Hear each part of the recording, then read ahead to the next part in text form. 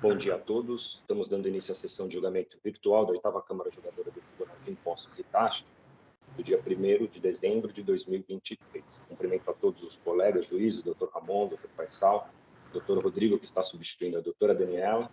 Cumprimento também o doutor Cid, que está substituindo o doutor Tony pela representação fiscal, e aos demais patronos que estão acompanhando e irão acompanhar a sessão posteriormente. Cumprimento também ao senhor Oswaldo e ao senhor Hélio. Avançando para a pauta, todos já confirmaram presença.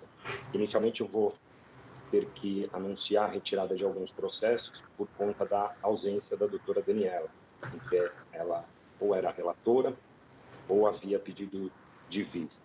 Então, são os processos 4076-756 Ambev S.A., é um recurso misto de relatoria minha e vista da doutora Daniela. Há em 4092-696 Circor do Brasil, Indústria e Comércio Limitada, de relatoria da doutora Daniela e vista da representação fiscal. E temos também JR Delivery Comercial Limitada, 4112-632. É um recurso ordinário de minha relatoria e pedido de vista da doutora Daniela. E também Bayer Locker do Brasil S.A., 4143-521. Um processo de minha relatoria, um recurso misto, e pedido de vista da doutora Daniela. Então, são 4 processos que serão retirados de pauta e já devolvidos para agendamento para a última sessão. Como a próxima sessão a pauta já está formada, esses processos retornarão para julgamento para a sessão do dia 15. Então, aqui nós temos a presença do doutor Rafael Gregorin, Luiz Carlos Manfra, doutor Rafael Gregorin é pela Circor, doutor Luiz Carlos Manfra é pela Ambev, a doutora Daniela e Renata pela Bayer Locker, e JR Delivery não tem ninguém. Então, repetindo, esses processos que foram mencionados anteriormente serão retirados e já colocados para agendamento da pauta do dia 15. Tudo bem? E, na sequência, eu já vou dando, como houve pedido de preferência, na sequência a gente já pode dar início ao julgamento do processo JBS-SA 41-33-583, é um recurso ordinário de relatoria do Dr. Ramon. A gente vai fazendo já, ouvindo a sustentação oral, e eu vou fazendo o lançamento aqui dessas retiradas de pauta. Então, Dr. Ramon, é um processo de sua relatoria, um recurso ordinário. Peço que o senhor faça a leitura da acusação ou das acusações e, na sequência, a doutora Natália realiza a sustentação oral. Com a palavra do Dr. Ramon.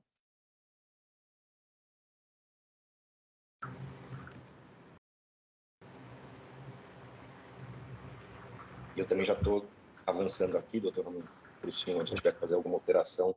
Por isso que eu ia pedir para iniciar os debates ali, para a gente já começar. Eu estou gravando a sustentação oral.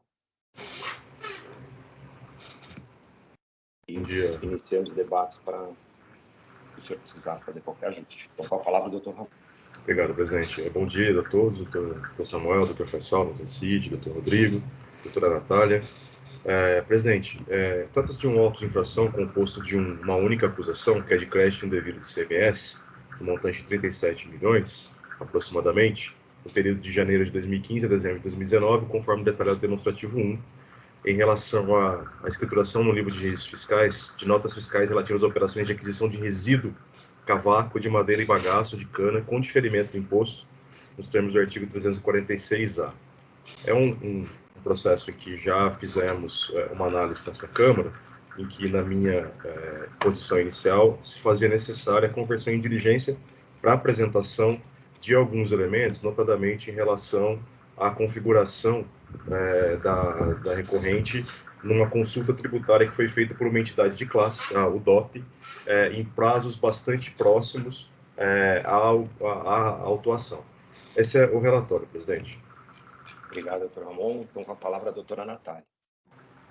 Muito obrigada, bom dia a todos. Bom, é importante pontuar aqui, primeiro, que nós estamos diante de um caso que, por um lado, a administração pública, inclusive aqui representada pelo coordenador da administração tributária, ele diz que a conduta do contribuinte está de acordo com a legislação, e, por outro lado, essa mesma administração, que é um órgão uno, representada aqui pelo fiscal autuante e pela DTJ, entendem que a conduta é contrária à legislação e mantém glosa de crédito que é claramente indevida. A acusação aqui ela decorre da suposta apropriação indevida de créditos de ICMS nas aquisições de insumos, que é o cavaco de madeira e o bagaço de cana, supostamente diferidas nos termos do artigo 346A do regulamento.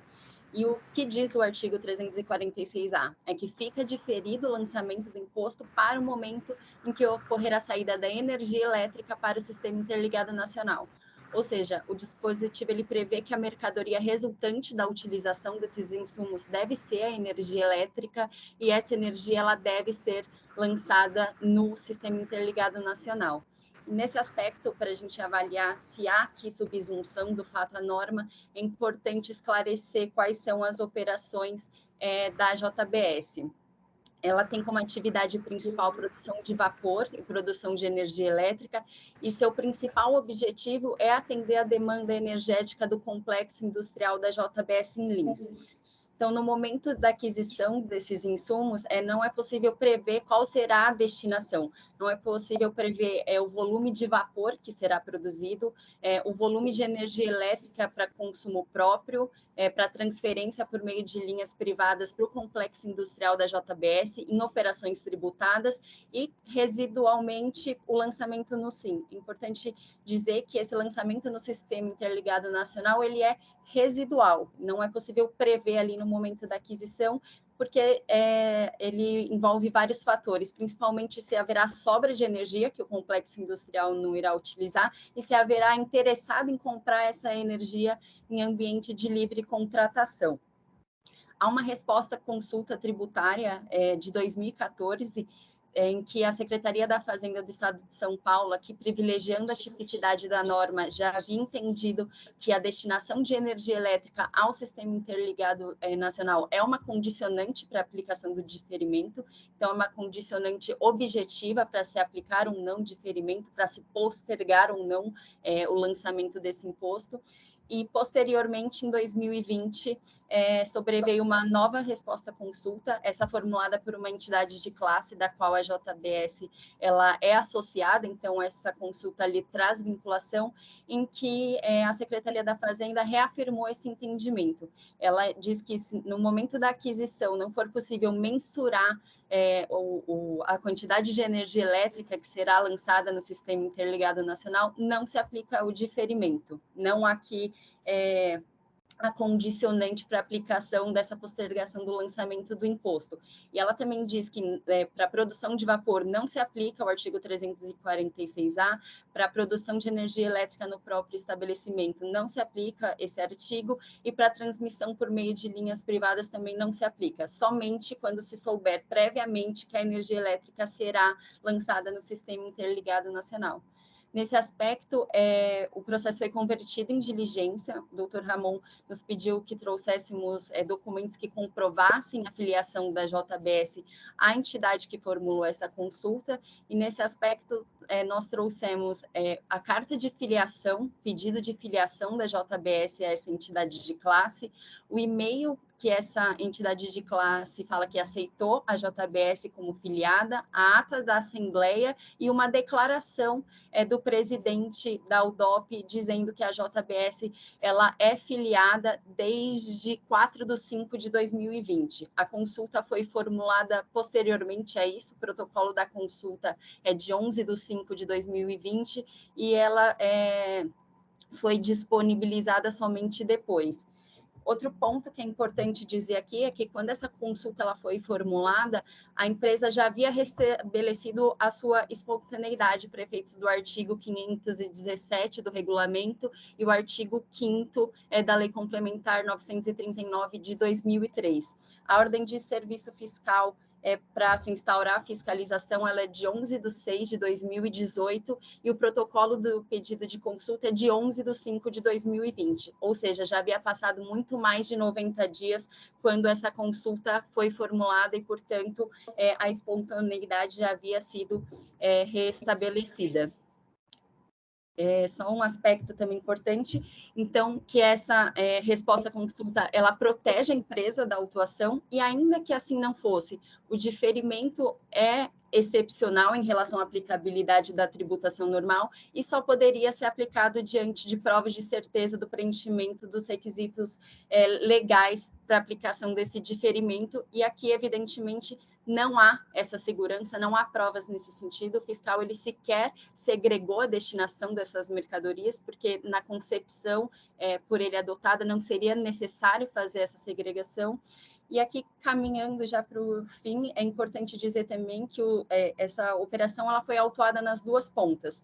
Tanto os fornecedores foram autuados por suposto destaque indevido do imposto nas notas fiscais, quanto a JBS foi também autuada em razão de suposto creditamento indevido. E a própria DTJ de Bauru, ela cancelou autos de infração lavrados contra a Café Álcool e contra a usina Batatais, justamente por entender que o lançamento de energia elétrica no Sistema Interligado Nacional é uma condicionante e não foi feita essa segregação, e que no contexto das operações aqui seria muito difícil ou impossível prever como seria essa destinação, e aplicou aqui o entendimento, a resposta à consulta de 2020 foi utilizada para ratificar o entendimento de que não foram cumpridas as condições para aplicação do diferimento.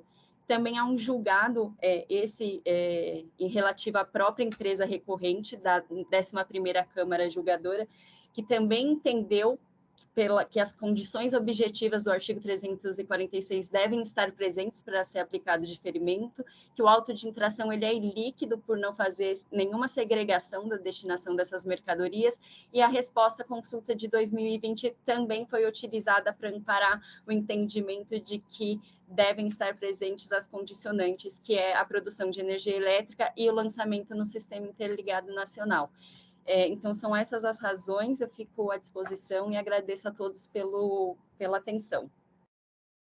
Obrigado, doutora Natália, cumprimento pela sustentação oral. Alguém tem algum pedido de esclarecimento, alguma dúvida?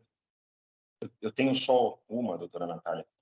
Eu lembro até que eu fiz o complemento da diligência na solicitação da apresentação desses precedentes. Eu vi que foram juntados, mas a pergunta é se eles já transitaram em julgado também, todos eles. Sim, já transitaram em julgado os 2 casos. 2 casos que são de fornecedores, né? Mas a senhora citou também um precedente da 11ª. Também transitou em julgado. O recurso da Fazenda não foi conhecido. Isso foi em abril desse ano, salvo engano. Perfeito. Então, com a palavra, o doutor Ramon. Obrigado, presidente. Parabenizo a doutora Natália pelos esclarecimentos, pela sustentação oral objetiva e que trouxe praticamente todos os pontos que foram debatidos aqui na Câmara. Faço a leitura do voto, presidente e demais colegas, a partir do item 15. Faço menção de que a norma que se refere ao diferimento do lançamento do ICMS, no artigo 246A, estabelece que ficará diferido o lançamento para o momento em que ocorrer a saída da energia elétrica para o SIM, quando o adquirente for empresa geradora de energia termoelétrica, conforme se observa, e trago aqui a redação do 246A. No caso, a empresa oral autuada é destinatária e geradora de energia termoelétrica, o que dá atendimento ao requisito subjetivo para o diferimento. Alega o contribuinte que não é possível aferir no momento da aquisição a destinação correta dos produtos, já que há produção de vapor e apenas parte da sua produção de energia elétrica é destinada ao SIM, sendo que há meses em que sequer há destinação ao SIM e que apenas 29,92% na média da matéria-prima adquirida, objeto da autuação, corresponde à produção de energia efetivamente exportada para o SIM. Quanto a este ponto, chama atenção para a natureza do lançamento que está sujeito ao contribuinte remetente, ou seja, lançamento por homologação, no qual cabe ao sujeito passivo o dever de antecipar o pagamento sem prévio exame da autoridade administrativa. Opera-se pelo ato em que a referida autoridade, tomando conhecimento da atividade assim exercida pelo contribuinte, expressamente homologa. Não sendo o caso de pagamento, cabe também ao remetente apurar e demonstrar atendimento às normas de diferimento aptas a inibirem o lançamento naquele momento.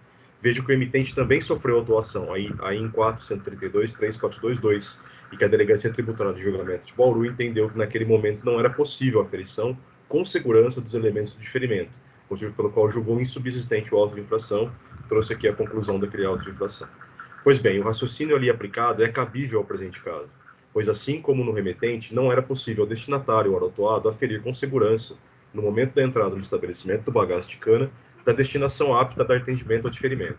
O mesmo raciocínio foi aplicado a outro fornecedor, do recorrente no AIN 431-3343, julgado pela Delegacia Tributária de Julgamento, que, diante da insegurança quanto à proporção da matéria-prima destinada à produção de energia com destinação assim, incabível o diferimento. Trago aqui a conclusão daquele AIN também. O entendimento acima exposto foi encampado pela resposta à consulta número 21734-2020, provocada pela UDOP, União Nacional de Bioenergia, Associação Representativa de Empresas que integram a cadeia produtiva de bioenergia, em 11 de 5 de 2020, respondida em 14 de 9 de 2020 e disponibilizada no site da Cefaz em 15 de 9 de 2020. A recorrente, provocada por esta oitava Câmara, apresenta provas de filiação à entidade, em 4 de 5 de 2020, data da ata da Assembleia Geral da Associação, as folhas 8 e 122, da continuação desta filiação através de declaração de associação de folhas 8 e 124 e pagamentos de folha 8 e 128 e 8 e 133. Pontuo que a consulta foi formulada pela ODOP em 11 de 5 de 2020, 7 dias após a efetivação da filiação da autuada. Por sua vez, o AIN foi lavrado em 9 de 9 de 2020, 5 dias antes da publicação da resposta à consulta. Veja que o artigo 105 da Lei 6.394 impossibilita a aplicação das respostas às consultas formuladas quando o estabelecimento tiver sofrido a lavratura de auto de infração. Não vislumbra objetivamente a possibilidade de não aplicação desta resposta pelo motivo do artigo 105.1a, pois que a consulta foi formulada em 11 de 5 de 2020 e o AIN lavrado em 9 de 9 de 2020. Nem tampouco a regra do inciso 1, alínea C, pois passados mais de 90 dias entre a notificação, de folhas 21 e 22, em 14 de 6 de 2019, e a resposta à consulta. Veja-se, por outro lado, que as consultas formuladas por entidades representativas não são tratadas pela Lei 6.374, mas exclusivamente pelo RICNES. Portanto, assiste parcial razão à douta representação fiscal ao afirmar que, nos termos do artigo 511, parágrafo 1º, a resposta à consulta formulada por entidade representativa de atividade econômica ou profissional deverá ser previamente aprovada pelo coordenador de administração tributária. Tal requisito é o mesmo estabelecido para que sejam expedidas decisões normativas, sempre que uma resposta tiver interesse geral, nos termos do artigo 522 do RICNES. Pois bem, entendo que, a despeito do artigo 511, parágrafo 1º, a resposta à consulta número tal deve aproveitar o contribuinte autuado pelas seguintes razões. Em primeiro plano, deve-se ter em conta que as entidades representativas, associações, em regra, não são contribuintes do ICMS. Por conseguinte, está implícito nas consultas formuladas por essas entidades, nos termos do artigo 511, o interesse de seus associados, sob pena de total ineficácia da resposta à consulta, nos termos do artigo 106 da Lei 6.374. Por fim, no caso, a norma do artigo 511, parágrafo 1º, fala em aprovação prévia, o que, no meu sentir, diante da ausência de elementos que demonstrem ou não tal aprovação por parte da coordenadora de administração tributária, leva a crer que esta aprovação ocorreu diante da publicação da resposta à consulta no site da Cefaz. Por fim, se vencido neste ponto, adoto o posicionamento do ilustre juiz Galderizo Fernandes Telles em voto proferido no AIN 428.871, decisão da 11ª Câmara, que por unanimidade reconheceu que, aí faço a leitura, abre aspas, contudo, entendo que mesmo que não fosse associado e mesmo considerado o átimo temporal da resposta, tal consulta reflete a interpretação de uma norma geral abstrata e não pode ter efeitos tão somente prospectivos, nem sequer gerar desequilíbrio concorrencial, pelo princípio da neutralidade tributária. Aplico aqui o entendimento de que as respostas a consultas refletem a interpretação da Cefaz sobre determinado tema, que, no caso, converge com aquele que adotamos, muito embora em algumas situações não possam ser aproveitadas individualmente pelo contribuinte, por imposição da restrição do artigo 106 e pelas restrições do artigo 105 da mesma lei, hipótese em que não farão jus às benesses do artigo 106, parágrafo único. Por fim, opter dictum, afasta a requerida superioridade hierárquica da consulta formulada por entidades em razão das demais consultas com fundamento no artigo 100 do CTN, ao passo que as decisões normativas ali previstas demandam, além do devido encaminhamento pela consultoria tributária ao CAT, também edição de veículo introdutor da decisão normativa, norma geral abstrata cujo órgão competente é a Secretaria da Receita Estadual. Na parte dispositiva, à vista do exposto, conheço do recurso ordinário e dou-lhe provimento para reformar a decisão de primeira instância e julgar insubsistente a acusação constante no AIN 433, 5831, de 9 de 9 de 2020. É como eu voto, presidente, demais colegas. Obrigado, doutor Ramon. Cumprimento pelo voto. Alguém tem alguma dúvida, algum pedido de esclarecimento? Então, processo em discussão. Estou dando uma olhada ainda, doutor Ramon. Mas fiquem à vontade, caso queiram se manifestar. Doutor Samuel, se me permite, em primeiro lugar, parabenizo a doutora Natália pela sustentação oral, pelos esclarecimentos, e ao doutor Ramon pelo voto, né? Já tínhamos discutido um pouco esse processo na sessão anterior, e eu entendo o posicionamento do doutor Ramon e concordo com ele. Eu acho que, de fato, nesses casos, até por uma questão de segurança jurídica, né? A gente deve seguir esse entendimento. Então, parabenizo o doutor Ramon pelo voto. Obrigado, doutor Faisal. O processo continua em discussão. Senhor presidente, Por favor, Rodrigo. primeiramente parabenizando a doutora Natália pela sucinta, porém completa explanação, também o doutor Ramon pela profundidade do voto. Eu já adianto que vou acompanhá-lo integralmente, mas lendo aqui rapidamente o processo, me chamou a atenção que é um caso bastante curioso, né? Porque a empresa acabou adotando a regra geral da não cumulatividade quando a legislação impunha uma exceção. E essa exceção não traz uma regra clara, né? Na verdade, na minha visão aqui, no meu modo de entender, o artigo 346A, ele é omisso, porque ele não trata do que deve ser feito quando, na entrada da mercadoria, não se sabe qual é a destinação. Na entrada daquela mercadoria, não se sabe qual é a destinação da energia elétrica, né? Ele trata como uma premissa de que apenas a energia destinada ao Sistema Interligado Nacional que é objeto de diferimento, mas foi omisso ao simplesmente não tratar e quando não vai ser destinado ao sistema integrado, o que deve se fazer, né, na entrada. Então, acho que até por uma questão de prudência, a empresa, o contribuinte, adotou a regra geral aqui. Então, em vez de postular pela exceção, ou pela omissão da legislação, acabou adotando a regra geral. Eu só fico curioso para saber qual o tratamento dado pelo contribuinte quando, nesse segundo momento, ela descobre que a energia elétrica realmente foi integrada no sistema de energia, né? Acho que o processo, eu dei uma lida muito rápida agora, a pauta estava bloqueada para mim, mas acho que o processo não trata disso, né? Mas até por uma questão de curiosidade, porque, em tese, deveria se fazer o estorno, né, desse crédito, já que a energia foi destinada, nessa parcela, ao sistema integrado de energia. Todavia, essa energia elétrica foi utilizada no estabelecimento. Então, pela natureza do crédito, ela teria direito. Então, de fato, é uma situação em que a contribuinte ficou numa sinuca de bico, para usar uma expressão popular, né? Em tese, ela deveria fazer o estorno desta parcela no momento superior, mas mesmo nesse momento, essa energia elétrica foi utilizada, em princípio, no seu processo produtivo. Bom, só essas considerações, eu acompanho integralmente o voto do relator. Perfeito, entendido, doutor Rodrigo, também parabenizo pelas palavras.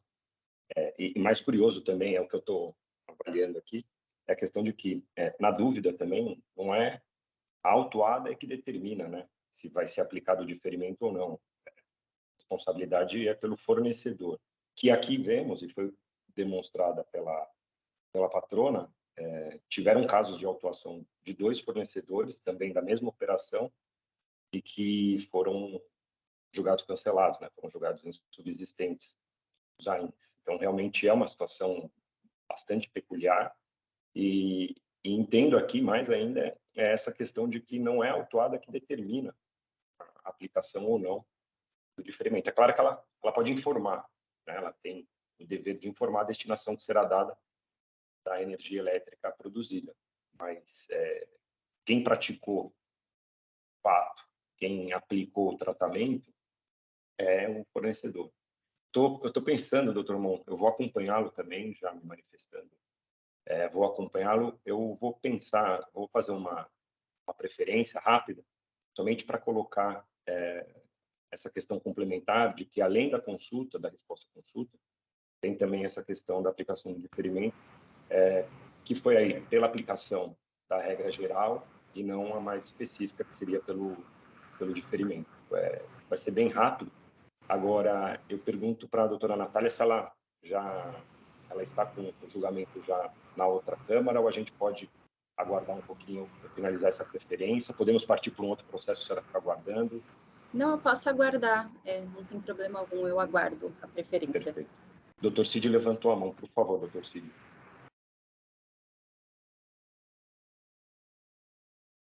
Está sem o som, doutor Cid. Bom, eu queria inicialmente parabenizar a doutora Natália pela explanação, o doutor Ramon pelo excelente voto, né? E tendo em vista que assim, o processo já está praticamente resolvido, os presentes já se manifestaram sobre a votação, eu gostaria apenas de fazer uma manifestação nos autos, que já trouxe pronta, só apresentando alguns pontos da manifestação da representação fiscal. Vai ser feito rapidamente. Perfeito. É só o senhor fazer a solicitação. Ótimo. E aí, na sequência, eu aprovo, o senhor pode fazer o lançamento dela. O doutor Faisal está pedindo a palavra. Ótimo. Obrigado, doutor Samuel. Só em complemento, então, já que o doutor pediu preferência, vale a pena citar esses outros processos trazidos pela doutora Natália, doutor Samuel, na sua preferência, ou não tem necessidade? Eu citei, doutor Faisal, os 3. Ah, tá bom. Já está citado, né? É que ela mencionou na sustentação oral, e o doutor Samuel perguntou, inclusive, do trânsito em julgado, né? Eu só não citei o trânsito julgado porque os da DTJ, como é segunda instância terminativa, já se pressupõe que já houve trânsito em julgado. O da 11ª, de fato, eu não consultei o trânsito, mas não estou aí vinculando, estou apenas encampando o entendimento que o Dr. Galderizi deu naquele processo. Só uma dúvida, esses outros processos se referem exatamente às mesmas operações tratadas aqui, né? Um deles, inclusive, é o fornecedor desta operação. O outro é de a mesma operação, mas foi julgado, provavelmente, não tenho certeza, nesse precedente da 11ª. E esse que trata dessas operações, trata de todas as operações desse processo, ou nós ficamos com algumas ainda? Todas este aqui. Foi separado por operação, né? Por fornecedor, no caso. Entendi. Então, em resumo, todas as operações que nós estamos tratando nesse processo já foram julgadas na outra ponta, na ponta do fornecedor, nesse processo lá que já transitou pela DTJ, correto? Sim, por ter necessidade no caso, acho que foi norma, eles não poderiam ter destacado, na verdade, né? Foi destaque indevido, né? Destaque indevido, isso. Doutor Cid, eu já concedi a preferência.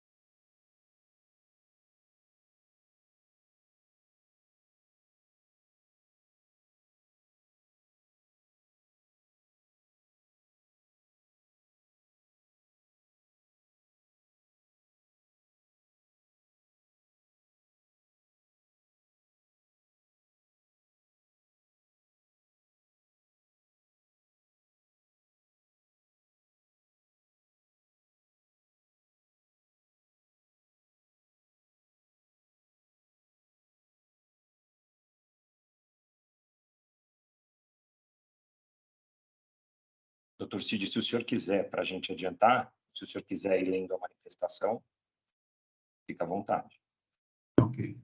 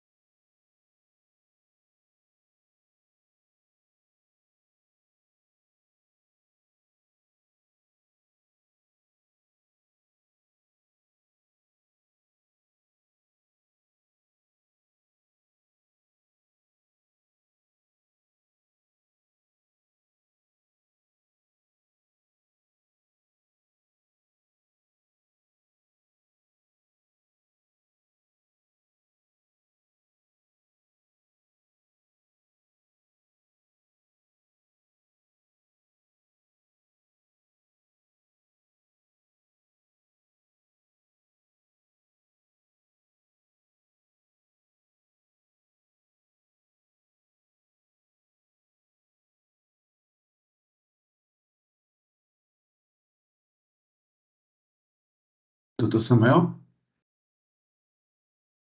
Pois não? posso fazer a leitura, então, Por rapidamente? favor. Pedimos vênia ao relator Dr. Ramon Leandro Freitas Armoni para discordar de sua decisão em relação a dar provimento ao recurso ordinário interposto para o fim de julgar insubsistente o AI inicial. O julgamento foi convertido em diligência para verificar a data que a autora se associou ao UDOP, com o objetivo de avaliar a resposta à consulta tributária número 21734 de 2020, formulada pela UDOP. Poderia ser aproveitado pela autuada. O atendimento à diligência, a autuada trouxe aos autos documentos que noticiam sua filiação ao UDOP teria ocorrido. Merecendo destaque a ata da Assembleia Geral Periódica da UDOP, onde consta a aceitação da autuada como associada ao UDOP. Cumpre-nos destacar que a mencionada ata não se reveste das formalidades necessárias para fazer prova perante terceiros. Seja como for, o fato é que as consultas formuladas por entidades representativas de atividades econômicas se diferenciam das consultas formuladas por particulares em alguns aspectos. Em primeiro lugar, temos que a resposta à consulta formulada por entidade representativa de atividade econômica deve ser previamente aprovada pelo coordenador da administração tributária, conforme o artigo 511 do RICMES, que diz: a entidade representativa de atividade econômica ou profissional poderá formular consulta em seu nome sobre matéria de interesse geral da categoria que representar. Parágrafo 1º. A resposta à consulta formulada por entidade representativa de atividade econômica ou profissional deverá ser previamente aprovada pelo coordenador de administração tributária. Depois, a consulta formulada por entidade representativa de atividade econômica, não sujeita aos artigos 516 e 517 do RICMES, conforme estabelece o parágrafo 1º do artigo 517, que diz: o disposto neste artigo, que é o 517, o anterior, 516, não se aplica à consulta no que trata ao caput do artigo 511, que só produzirá efeitos após a aprovação prévia que se refere ao parágrafo 1º do mesmo artigo. Assim, a apresentação de consulta formulada por entidade representativa de atividade econômica não suspende o curso do prazo para pagamento do imposto, em relação à situação sobre a qual for pedida a interpretação da legislação aplicável, nem impede o início de qualquer procedimento fiscal destinado à apuração de infrações relacionadas com a matéria consultada, não sendo aplicado o artigo 516. E, finalmente, voltando ao parágrafo 2º do artigo 517 do RICMES, a consulta formulada por entidade representativa de atividade econômica somente poderá produzir efeitos após a aprovação prévia do coordenador de administração tributária, o que tem a ver com a sua razão de ser, já que tal consulta versa sobre matéria de interesse geral de toda uma categoria, tendo alcance potencial muito abrangente. assim como presente em trata de fatos ocorridos entre 2015 e 2019, e a resposta à consulta tributária 21734 de 2020, datada de 15 de nove de 2020, entendemos que tal resposta não vincula os fatos que tratam aí, pois é apenas a partir de 15 de nove de 2020 que a resposta se caracteriza como norma individual e concreta, gerando direitos e obrigações para vendedores e compradores da mercadoria elencados no artigo 346-A do RICMES, bem como para a administração tributária. Basicamente isso. Eu faço outras observações, mas a essência eu já li. Perfeito, doutor Cid. Obrigado. Parabenizo pela manifestação. Doutor Ramon, tiver alguma consideração, por favor? Sobre esses pontos, eu já me manifestei no voto, presidente, com relação à aplicabilidade da questão da data, né? Ficou caracterizado que a contribuinte se filiou em data anterior à consulta, bem como se ultrapassados 90 dias entre a data da notificação e a data da resposta à consulta. Com relação à entidade, à aplicabilidade da entidade, das consultas formuladas por entidades representativas, a interpretação, a construção que eu faço das normas é de que, primeiro, para se garantir algum grau de eficácia a essas normas, na medida em que, via de regra, as entidades, como associações que não são contribuintes, a consulta prévia, na verdade, a manifestação prévia, como fala a lei, está implícita na publicação da resposta à consulta, porque quando ela é feita de forma expressa, ela se torna uma decisão normativa, como nos termos do artigo 522, que é o encaminhamento da CT para a coordenação para poder fazer uma decisão normativa. Eu não estou aqui conhecendo o pleito do contribuinte de conferir eficácia de decisão normativa por ter sido, no caso, aprovado pela coordenação da administração tributária, porque os requisitos são outros, o fundamento legal é outro, mas considera que tem sim eficácia para o contribuinte, na medida em que ele comprovou a filiação anterior à resposta à consulta. Perfeito, ficou claro. Obrigado, doutor Ramon. Já estou finalizando.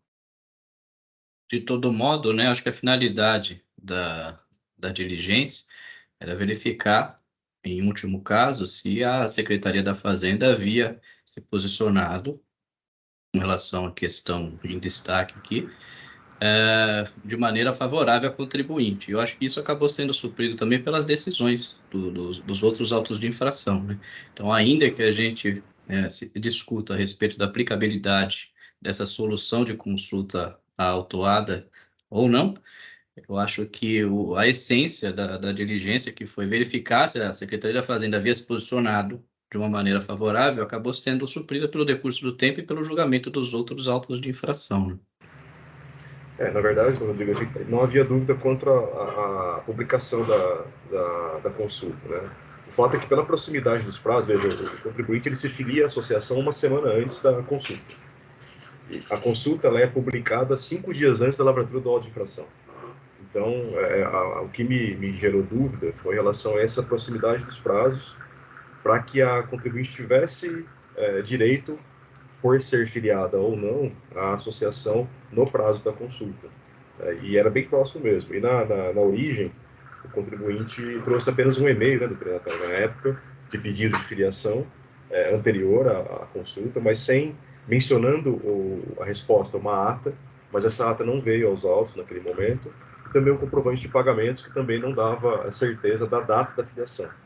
Já em resposta de diligência veio a ata, que a despeito do entendimento da representação fiscal, eu entendo que não há como a gente questionar a legitimidade, a integridade e a validade daquela ata sem um elemento concreto, mas também veio uma declaração da UDOP e mais pagamentos confirmando a continuidade da filiação até o presente momento. Então, por isso que eu consegui concluir de que a consulta, no meu entendimento, se aplicava sim ao contribuinte.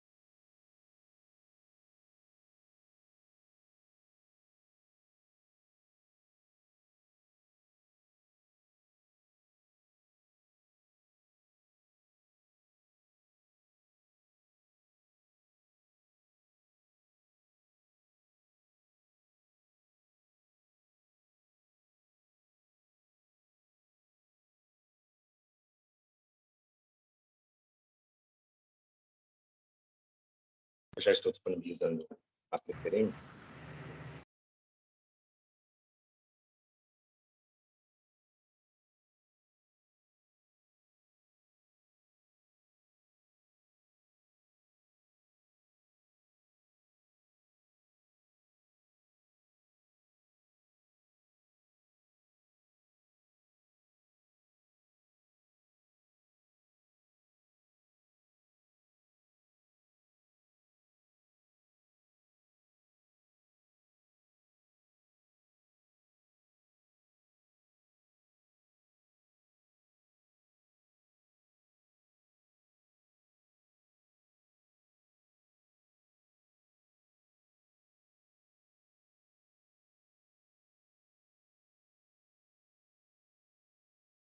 Já está disponível, então, fazer a leitura.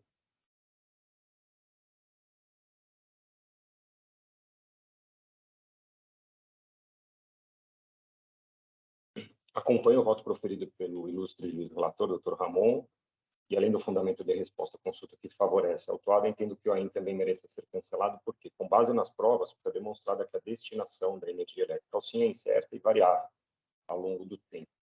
Trago como fundamento, tem um relatório que é trazido no recurso ordinário, as folhas 4860 e a 7146, gerado pela Câmara de Comercialização de Energia Elétrica, tendo, pois, inviável aplicar o diferimento sobre qualquer percentual das operações de compra de resíduo cavaco de madeira e bagaço de cana. Mesmo que não existisse consulta, a interpretação de não aplicação da regra especial de diferimento postulada pela autuada é correta, pois que, conforme evidenciado no presente caso, não havendo certeza quanto ao preenchimento dos requisitos de destinação da energia, que condicionam a aplicação do diferimento, regra excepcional postergada no tempo, prevalece a regra geral de tributação normal da aquisição dos citados consumos. A corroborar as ponderações expostas anteriormente, sente-se que quem é contribuinte das operações com resíduo cavaco de madeira é o vendedor de tais mercadorias e não o autuado, a figura aqui como adquirente. Diante de um quadro probatório em que o adquirente não possa atestar com certeza que preenche os requisitos de destinação da energia que autorizam o diferimento, não resta ao vendedor outra escolha legal que não tributar normalmente a operação, seguindo-se as normais situações legais de débitos e créditos nos elos posteriores da cadeia produtiva, que reforça a necessidade também, com base nessas provas, de reconhecer a insubsistência do trabalho fiscal. Por todo exposto, levando-se em conta os fundamentos expostos e dado o quadro probatório contido nos autos, voto pelo cancelamento do AIN. Então, eu fiz a complementação na linha do que foi discutido, porque entendo que não é somente a resposta à consulta. Então, podemos encerrar os debates. Só para comentar, doutor Samuel, que uma das razões de decidir das decisões do ETJ foi nesse sentido, né, de que não foi comprovado pelo fisco a destinação. Ou seja, se houvesse a comprovação, aí sim estaria correta a acusação. E eu fiz uma leitura rápida, inclusive, na questão da iliquidez também, né? O fiscal não teria segregado quais operações seriam destinadas ao síndico. Então, aí também pelo fundamento da iliquidez. Mas aqui eu também achei que ia me estender demais. Pois não, doutor Marcelo. Doutor Samuel, só um comentário. Eu concordo com a sua preferência, acho importante essas complementações. Agora, só para eu entender, se eu acompanhando o seu voto, o sistema consegue registrar, que nós já tivemos, acho que, um problema aí. Não sei, estou perguntando. Se quiser tentar. Eu acho que pode ter problema sim, porque o EPAT ele não reconhece a preferência como voto condutor. Então, Não consegue reconhecer? Eu acho que não, porque a gente já teve problema, né? Que a gente não consegue avançar e terminar o julgamento. Foi quando o relator fez preferência. Quando o relator fez preferência. Naquele caso, eu fiz uma preferência do meu voto de relatoria. Como achar melhor. Se quiser tentar, a gente fiz uma complementação. Senão eu faço, como achar melhor. Então, vamos tentar. Se não, aí o senhor faz uma preferência e Tá bom. faz a menção. Tá bom, obrigado. Então, encerrando os debates.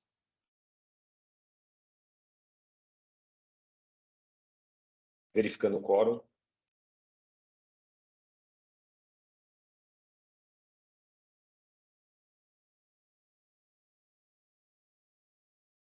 Todos confirmaram presença. Iniciando a votação.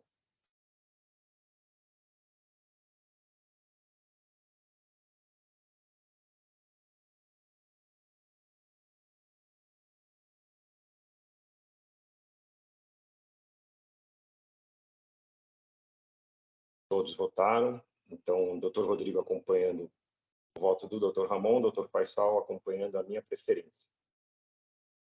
Encerrando a votação.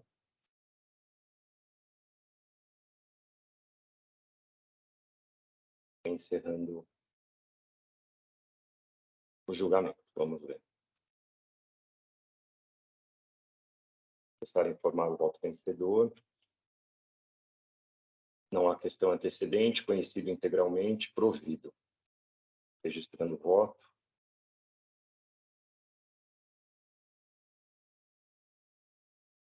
E o voto.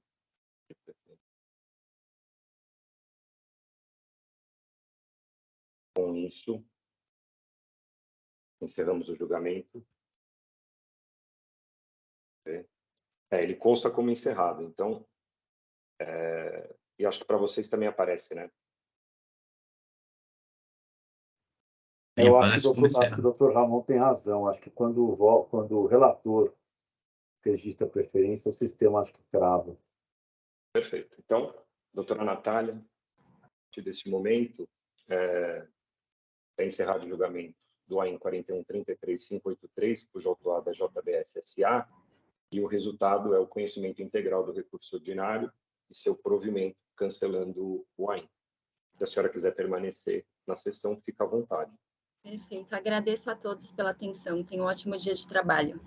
Obrigado, bom dia. Obrigada. Voltando para a pauta, nós temos o primeiro processo, que é Nova.com Comércio Eletrônico, é um recurso misto de relatoria do Dr. Ramon. Eu pedi vista para apresentar minhas considerações quanto a um item, salvo engano, o item 2, que é de falta de pagamento do ICMS-ST pelo 426A, e naquela oportunidade eu havia me manifestado sobre a aplicação do tema 456. Temos a presença da doutora Gabriela para acompanhar esse julgamento. Doutor Ramon, o senhor quer fazer um resumo das acusações? E aí, na sequência, eu apresento o meu voto vista, que é tão somente em relação a esse item do 426A. A palavra do doutor Ramon, por favor. Pois não, presidente. Bom dia, doutora Gabriela. Presidente, um auto de infração que compôs 4 itens de acusação. Os itens 1.4 e 1.1 e 1.4 foram objeto de pedido de convalidação de crédito perante a DGES, que teve seu reconhecimento.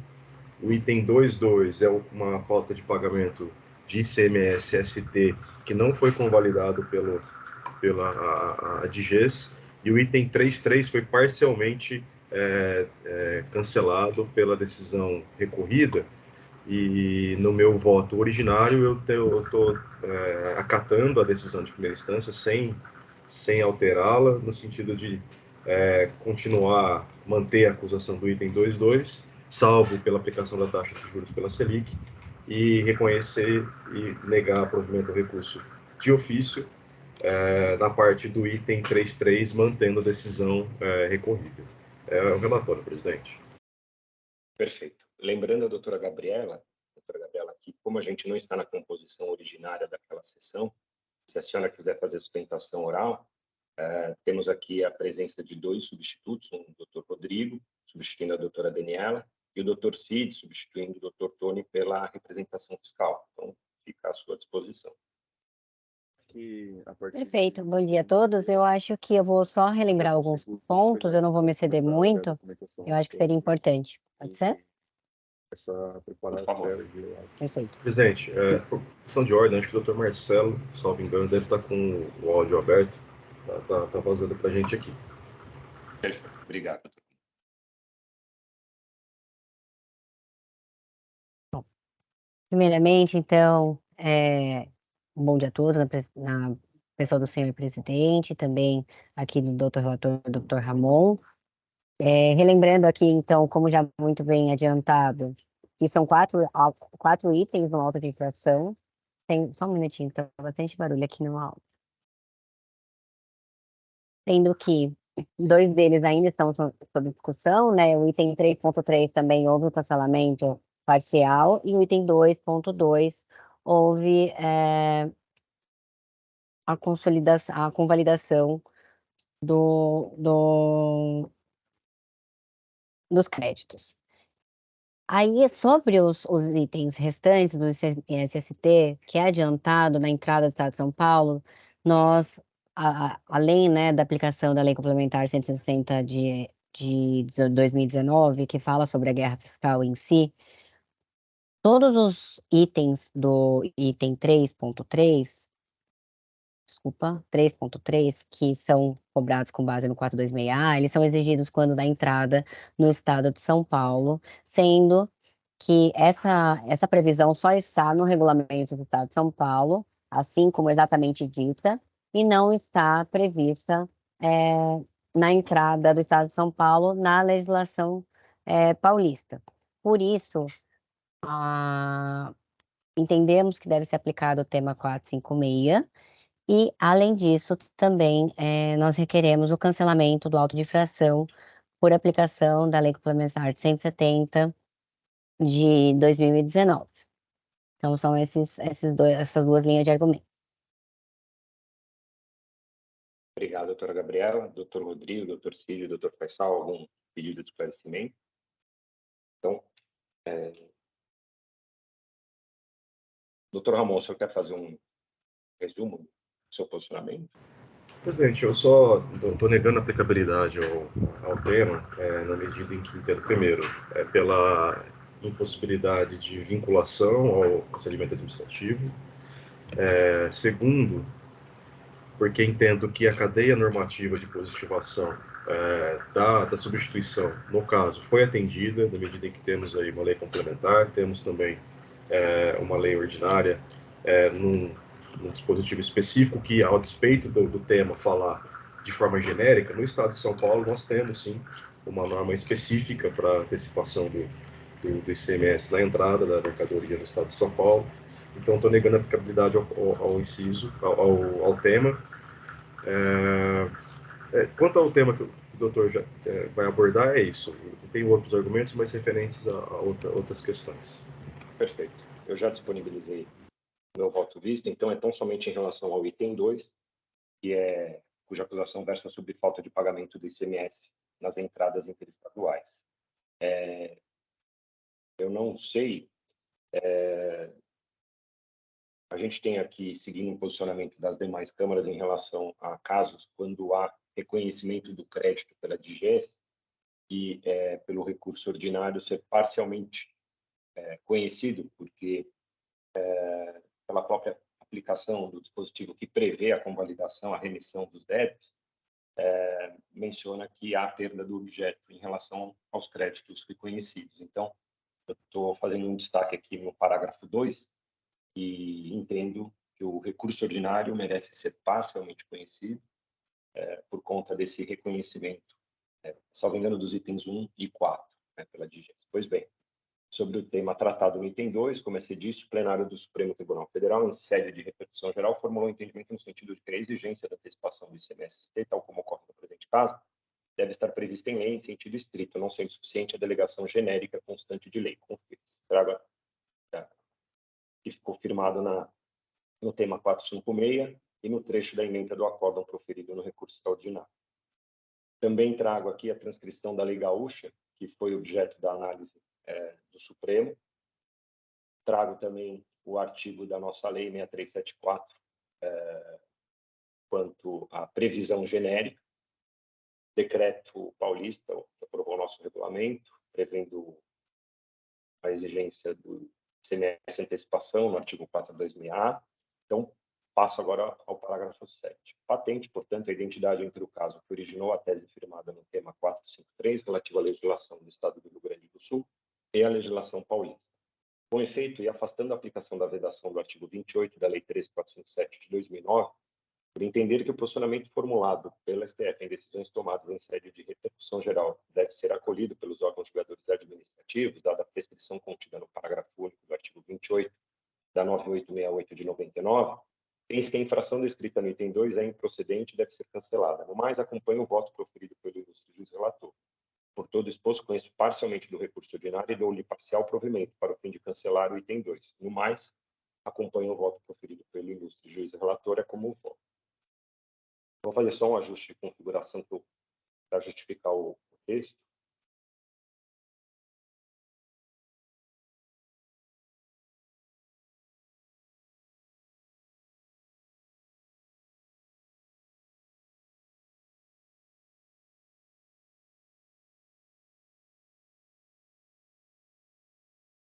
Doutor Samuel, o tema é 453? 456. Eu coloquei 453. Está citado em 453. Em qual parágrafo? 453, já vi. 453. No finalzinho aí. 7, né? Parágrafo Isso. 7. Tá feito.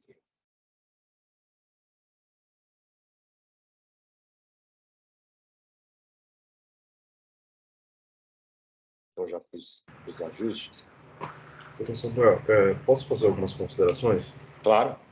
Doutor Ramon, só uma pergunta antes. O Pois recurso de ofício o senhor está conhecendo e negando provimento? Negando provimento. Perfeito. Pode fazer, por favor.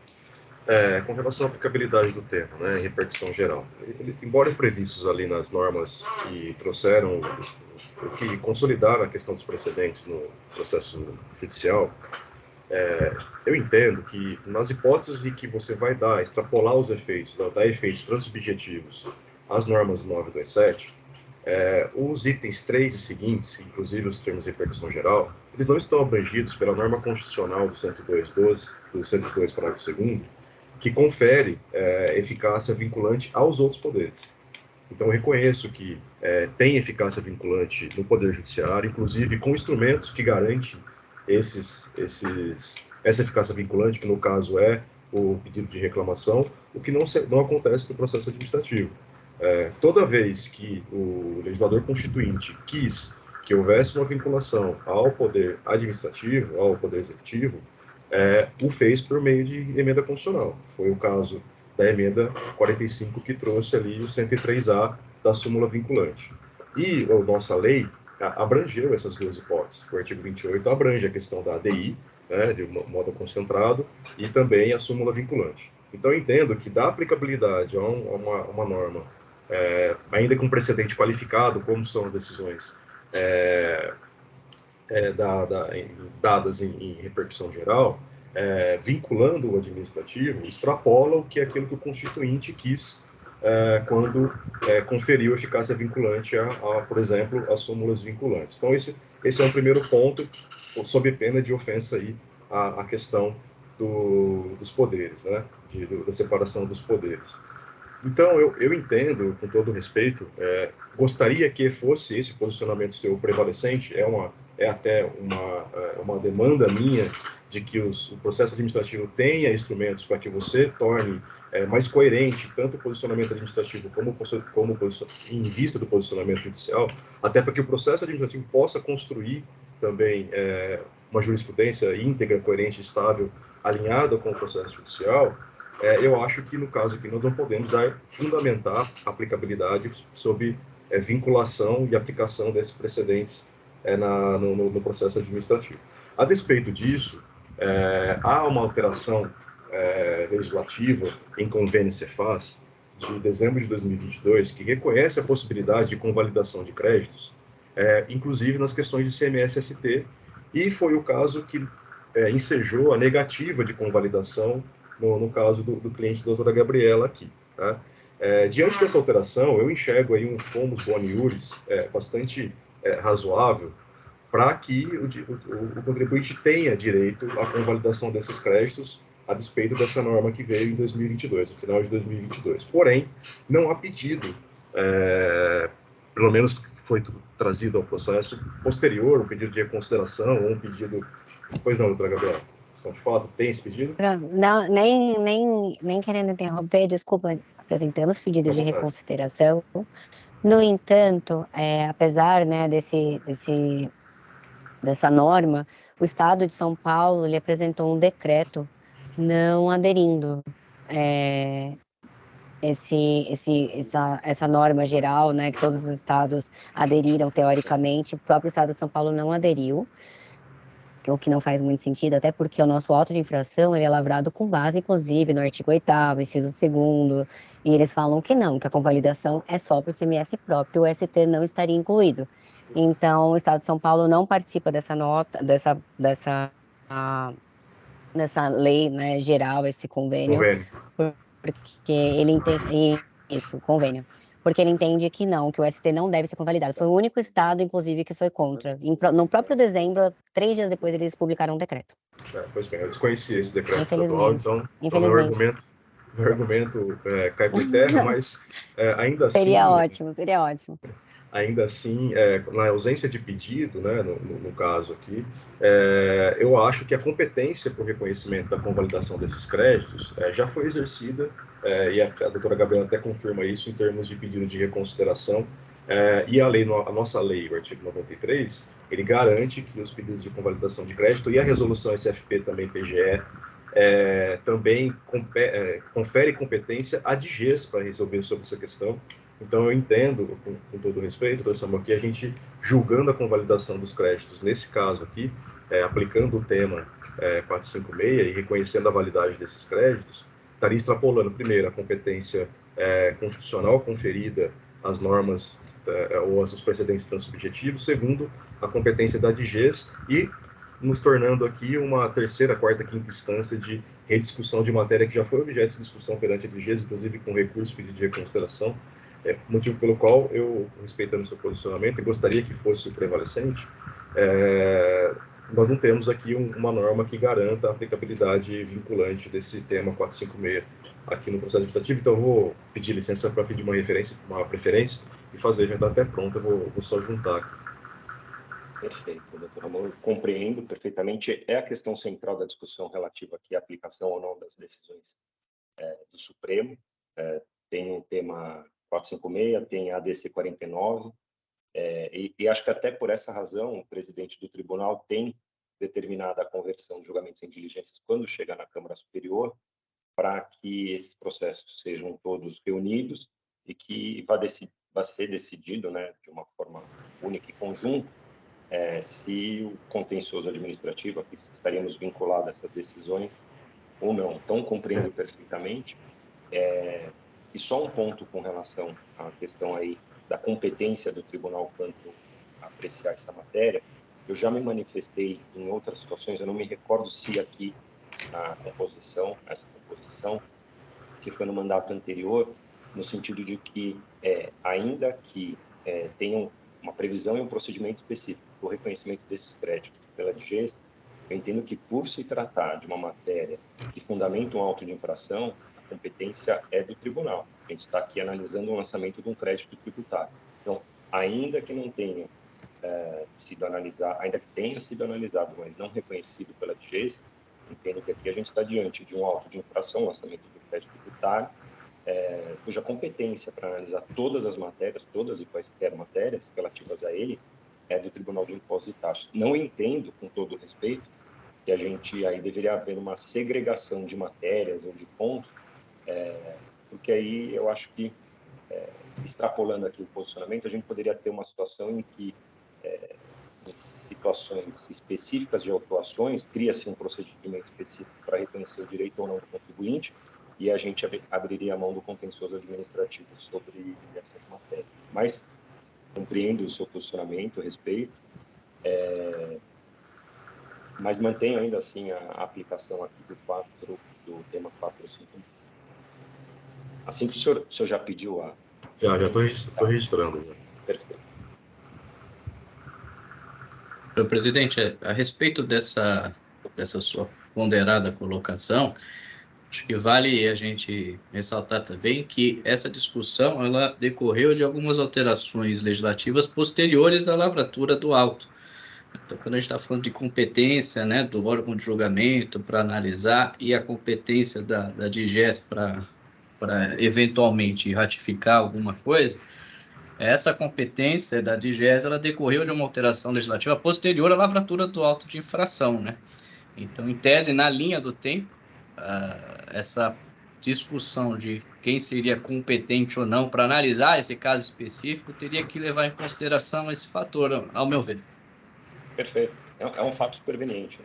E embora o procedimento especial de convalidação seja um procedimento fora do contencioso administrativo, ele observa o princípio da ampla defesa do contraditório, porque, inclusive, tem a oportunidade de recursar, pedido de reconsideração, inclusive extemporâneo, né? Tem sido admitido em pedidos de reconsideração há mais de ano após, enfim, em prevalência do interesse da Lei Complementar 160. Mas eu acho que nós já debatemos essa questão e o doutor até citou uma questão de ordem, que o Tribunal de Justiça tem, exatamente. Essa questão de ordem trata de decadência e prescrição, mas essa questão também ela é anterior à questão do artigo 93, que eu entendo até que é uma incompetência parcial, porque permite que, por ato do secretário da Fazenda, essas questões possam vir a ser discutidas, mas essa permissão ainda não foi exercida. Mas eu registrei, presidente. Perfeito. Eu ia só complementar que, de fato, nós já discutimos isso, e eu concordo com o doutor Samuel que a gente não pode limitar e restringir a discussão do auto, né, do processo de revisão do auto, por conta dessa decisão administrativa anterior, até porque essa decisão anterior não passou pelo TIT, né? Então, eu concordo com o doutor Samuel, e no que diz respeito à legislação, em relação ao processo administrativo, né, a gente aplica o trâmite da legislação atual em vigor, e se, em tese, essa legislação ela beneficia o contribuinte, em tese, o CTN permite que você aplique de qualquer forma. Mas a gente já discutiu sobre isso, só para deixar claro aqui, que essa discussão realmente a gente já teve. Obrigado. Perfeito. Obrigado pela questão. Doutor Cid, alguma consideração? Podemos encerrar. Perfeito. Doutor Ramon, o senhor vai fazer algum ajuste em relação ao conhecimento parcial ou não? Está no mudo. Desculpa, já fiz. No meu voto de preferência, já coloquei como conhecimento parcial. Perfeito. Então, podemos encerrar os debates.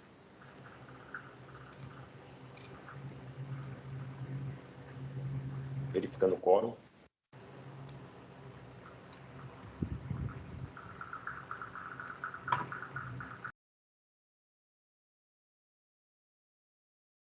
Só um momento aqui, eu abri muita janela aqui, só um momento.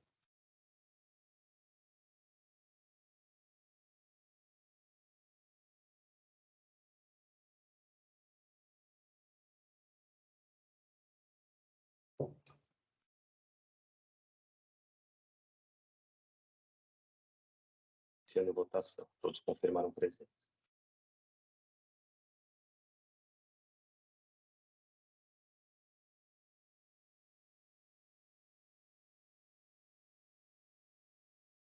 Todos votaram. Doutor Faisal acompanhando o meu posicionamento e o doutor Rodrigo acompanhando o doutor Ramon. Então, com isso, podemos encerrar a votação e encerrar o julgamento do AIM 4049-112. Só um minutinho que fugiu a câmera. Vocês estão me ouvindo? Sim. Perfeito. Então, preciso declarar o voto vencedor. Não há questão antecedente, recurso ordinário conhecido parcialmente provido, recurso de ofício conhecido integralmente não provido, e voto condutor, o meu voto de vista. Então, registrando os votos e gravando. Com isso, podemos encerrar o julgamento do AIM 4049-112. Julgamento encerrado, doutora Gabriela. Se a senhora quiser permanecer na sessão, fica à vontade. Muito obrigada, peço licença para me retirar. Um excelente final de semana. Obrigado, bom dia. Eu ainda estou sem câmera, eu vou voltar para a pauta, a gente faz o anúncio do próximo processo e depois eu tento restabelecer a câmera. A sua imagem aparece normalmente para nós, viu, doutor? Ah, perfeito, não está aparecendo aqui. Correto, parece assim. Tá bom, que bom. Então, próximo processo, e a gente tem patrono acompanhando a sustentação oral,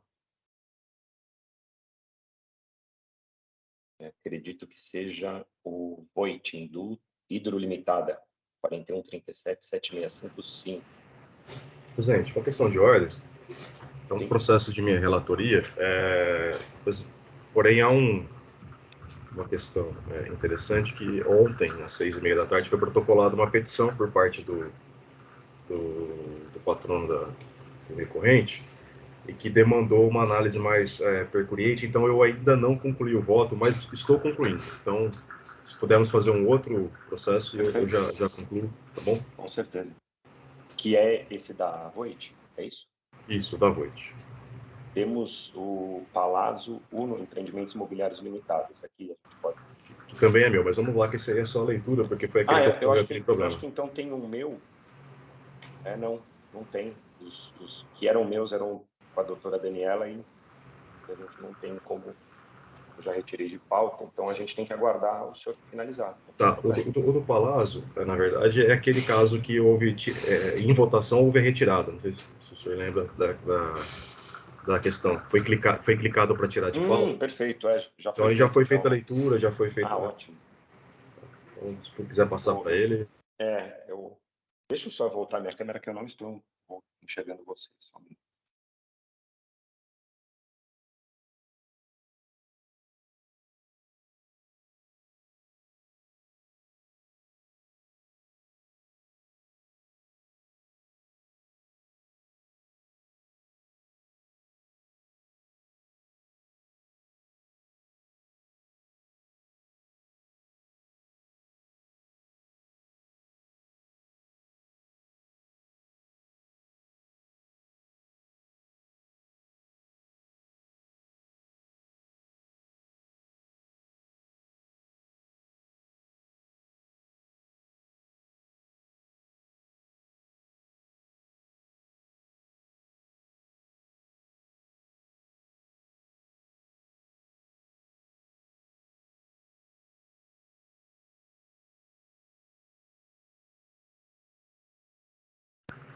Vou ali buscar uma água, eu já volto rapidinho.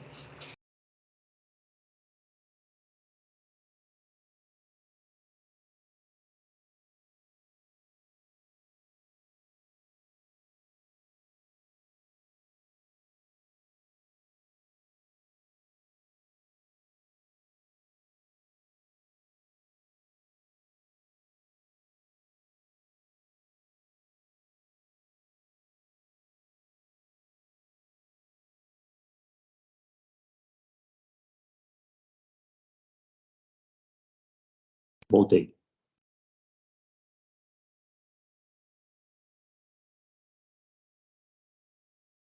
O Dr. Ramon só informou que pega a marca. Tá bom.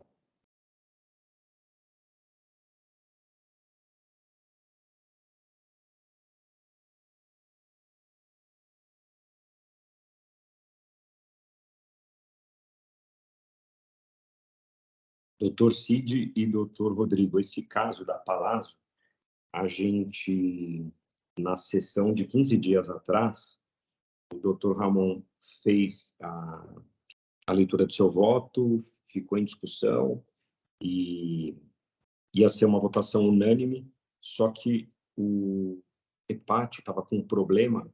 Eu clicava nos comandos, ele demorava para acatar o comando, e num dado momento eu tinha que clicar 2 vezes, porque ele não reconhecia no primeiro clique.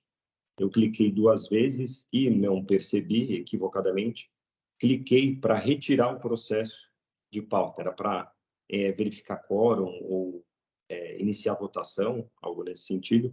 E o sistema, na hora que eu cliquei a primeira vez, aí ele pulou, a página subiu, e aí eu cliquei indevidamente na retirada do processo. A gente estava pronto para jogar, então... E aí não conseguiu voltar mais atrás.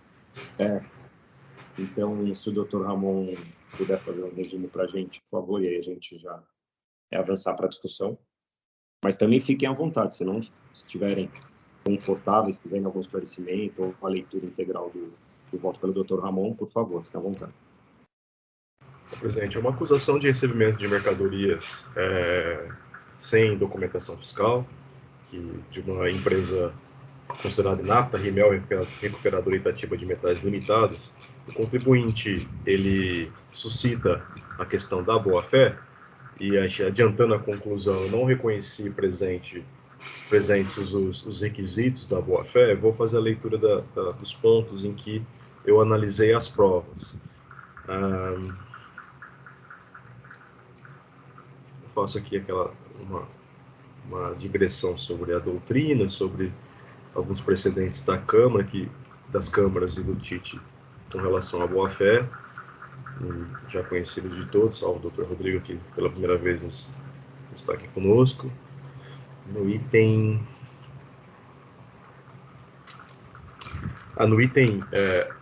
34, eu estou afastando a aplicabilidade da súmula diretamente, por entender que a súmula ela diz respeito exclusivamente a crédito indevido, e para mim o crédito ele tem uma carga axiológica diferente do recebimento de mercadoria, na medida em que tem uma fundamentação constitucional. Então eu não aplico a súmula 509, especificamente nas questões de recebimento de mercadorias, em que não há cobrança de crédito, mas faço análise da regra geral da boa-fé. Então, considero que a boa-fé que está prevista no ordenamento jurídico atual é a boa-fé objetiva, e aí trago alguns critérios para analisar o comportamento do contribuinte. Então, fazendo já a leitura do item 41 em diante, quanto à infringência do dispositivo do artigo 203, a recorrente afirma que, de fato, exigiu documentação hábil, com todos os requisitos legais, escriturou as notas fiscais de sua escrita e demonstrou sua boa-fé. Apresenta comprovantes de que efetuou pagamentos ao emitente. Não apresenta elementos quanto às tratativas e negociações. Quanto ao transporte das mercadorias, informa que os documentos foram extraviados. Não demonstra ter feito consultas aos sistemas contemporâneos às negociações. Após detida análise dos documentos apresentados pelo contribuinte, entendo que a razão está com a fiscalização. Tal entendimento está de acordo com a boa-fé objetiva consagrada no Código Civil, do qual se extrai que a conduta de boa-fé é aquela que se exige uma conduta leal dos contratantes e que está relacionada com deveres anexos ou laterais da conduta, que são instos a qualquer negócio jurídico. A doutrina aponta como deveres anexos, entre outros, primeiro, o dever de cuidado em relação a outra parte negocial, dever de respeito, dever de informar, dever de agir conforme confiança depositada, dever de lealdade e probidade, dever de colaboração e cooperação, dever de agir com honestidade, dever de agir conforme a razoabilidade, equidade e boa razão, essa doutrina do professor Flávio Tartus. Do conceito de boa-fé objetiva previsto no Código Civil vigente, não se pode extrair que essa boa-fé seja presumida, mas ao contrário, deve ser pautada em condutas objetivas por parte do negociante. Quanto às DANFs, observa-se que não há indicação das informações referentes ao transportador, dados essenciais dos termos da legislação fiscal paulista e nacional, conforme o convênio sem número 70, e ajuste CNF 07/2005, RICMES, artigo 127.6, fato que isoladamente é suficiente para a inabilitação da documentação fiscal. Tal fato milita em desfavor da tese de boa-fé do recorrente, ao passo que aceitou documentação fiscal incompleta e que não atendia ao disposto na legislação em vigor, e trago aqui um precedente da Câmara Superior nesse sentido.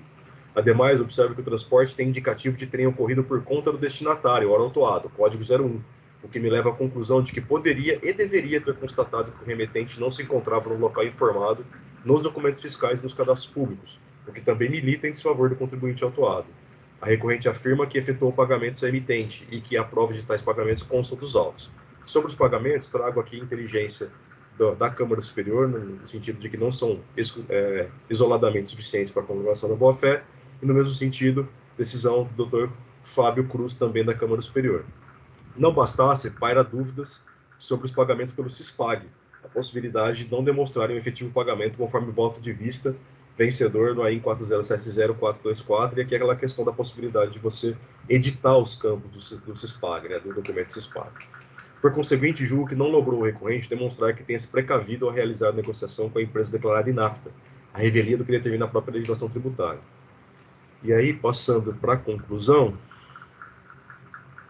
o item 59. Ainda que um certo grau de informalidade seja admitido na lida das transações comerciais, é certo que o Código Civil cuidou a exaustão dos contratos, notadamente do compra e venda e seus consequentes, oferta, transporte, pagamento, etc.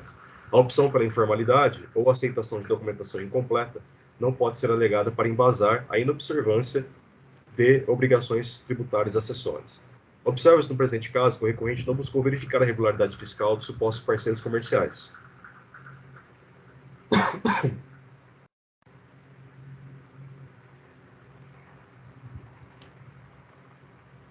Desculpa. Quanto à regularidade fiscal quanto à regularidade do local em que operava, conforme condições expressas do artigo 59, parágrafo 1º, item 4.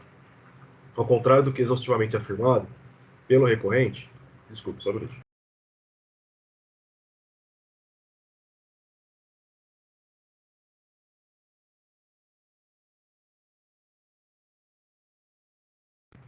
O bichinho do RAM.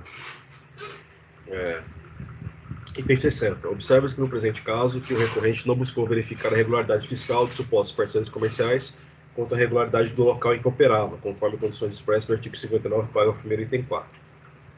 Ao contrário do que ficou exaustivamente afirmado, não restou documentalmente provado que tenha solicitado todos os documentos que demonstravam a atividade das empresas e suas regularidades fiscais e que trago a doutrina da professora Fabiana sobre o ônus da prova. Quanto ao imposto cobrado por solidariedade, estou dando aplicabilidade aqui ao artigo 128 e reconhecendo a validade da norma da lei paulista, com relação ao interesse comum do destinatário da mercadoria. No tocante à aplicação da taxa Selic, estou dando aplicabilidade à súmula 10, revisada em 2022, e nesse ponto dando parcial provimento, com relação à atualização da base de cálculo da multa, estou dando aplicabilidade à súmula 3 de 2018, porém, limitando a Selic nos termos da súmula 10, aplicável também ao caso da multa. Quanto ao pedido de elevação e redução da multa, estou negando objetivamente por haver falta de pagamento, conforme apresentado pela acusação. Com relação à decadência, estou dando aplicabilidade ao artigo 173.1, pois não há pagamento que apto a atrair a incidência do artigo 150, parágrafo 4.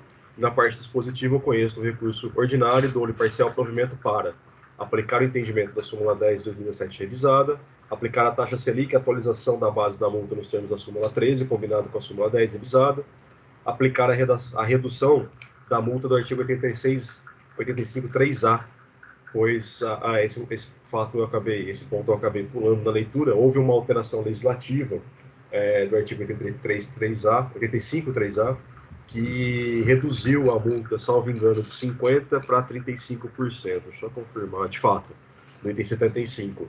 Acolho a pretensão da redução parcial da multa, aplicada no artigo 85.3a, pela redação dada pela Lei 16.497 de 2017, de 50% para 35% nos termos do artigo 105.2c do CTN.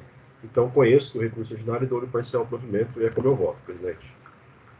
Entendi, doutor Ramon. Parabéns pelo voto, ficou claro, e também consegui relembrar a matéria que a gente já tinha discutido.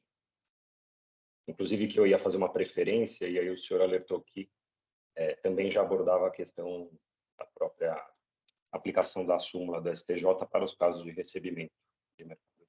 Então, o processo está em discussão. Se alguém tiver alguma dúvida, algum pedido de esclarecimento, fique à vontade. Parabenizo o Dr. Ramon pelo voto.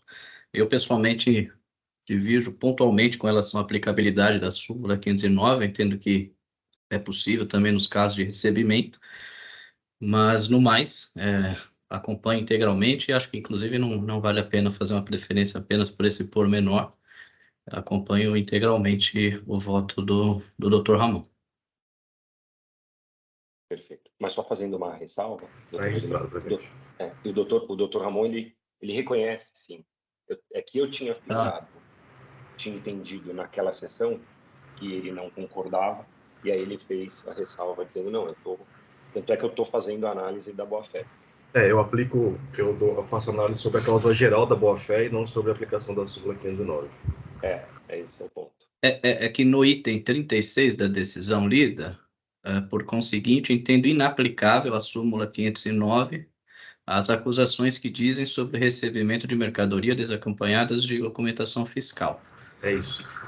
Eu não aplico a 509, mas faço análise sobre a cláusula geral de boa-fé do Código Civil. É isso mesmo, exatamente.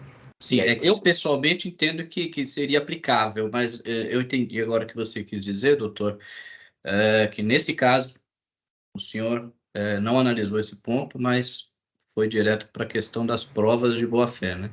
Perfeito. O fundamento que eu utilizo é o 136, né, que fala da questão você não analisar o dolo, né? E a súmula 509, como seria uma exceção ao 136, se não me engano, do CTN, ela tem que ter a aplicabilidade dela restrita aos casos em que os precedentes que levaram a súmula à discussão. Por isso que eu não aplico. Doutor Faisal, doutor Cid. Não, eu parabenizo o doutor Ramon novamente e já havia me manifestado na sessão anterior, vou acompanhá-lo e mais uma vez parabéns, doutor Ramon. Entendido. Obrigado, doutor Faisal. Doutor Cid, alguma consideração? Obrigado. Então, podemos encerrar as discussões. Tomar cuidado para não clicar errado de novo. Bom, encerrando os debates. Verificando o quórum.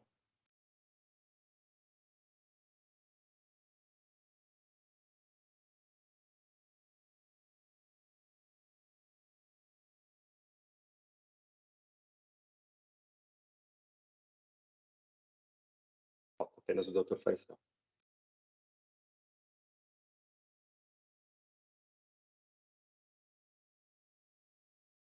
Todos confirmaram presença, iniciando a votação.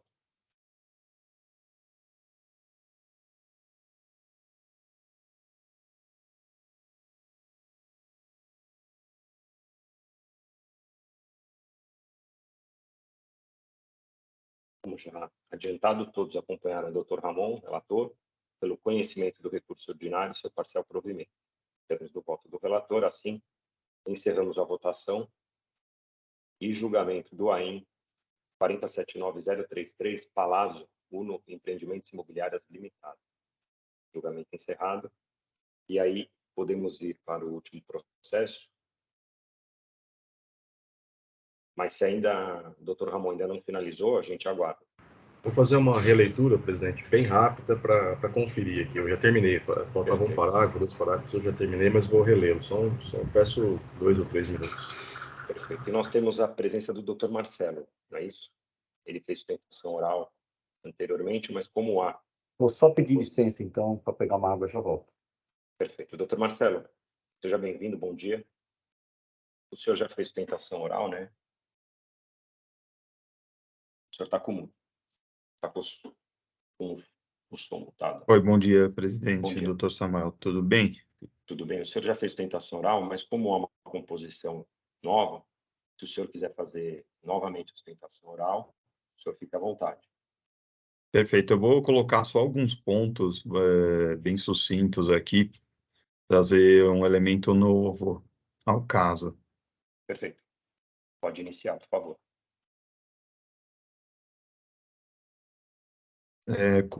Bom, aqui a gente tem um auto de infração, basicamente, que trata de crédito acumulado de CMS. Então, a empresa, ela tinha ali vários pedidos pendentes, né, de vários períodos, e ela realizou vários pedidos de crédito acumulado.